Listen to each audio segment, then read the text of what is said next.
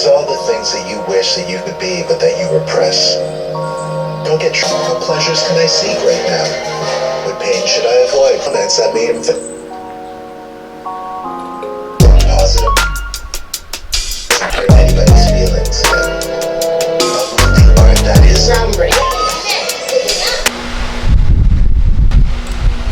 Where are you from?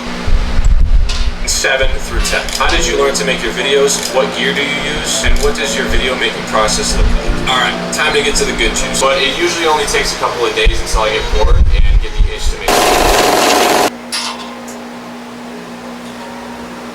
Naisip ko lang, parang ang gago lang no?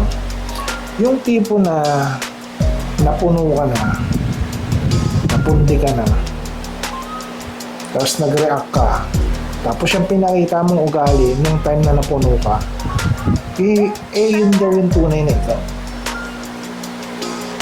You can be there for someone ng maraming taon.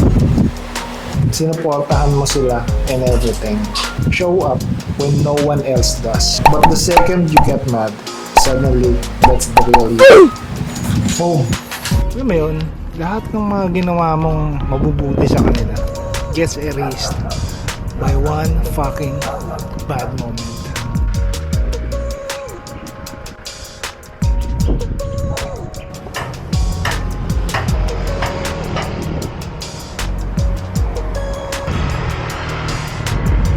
They forget all the times you've helped them.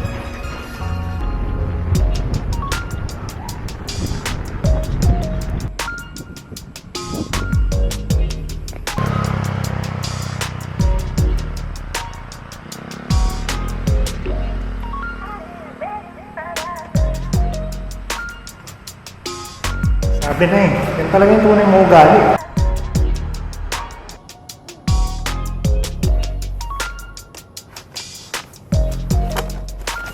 Your true self is who you are consistently, not who you become in worse moments.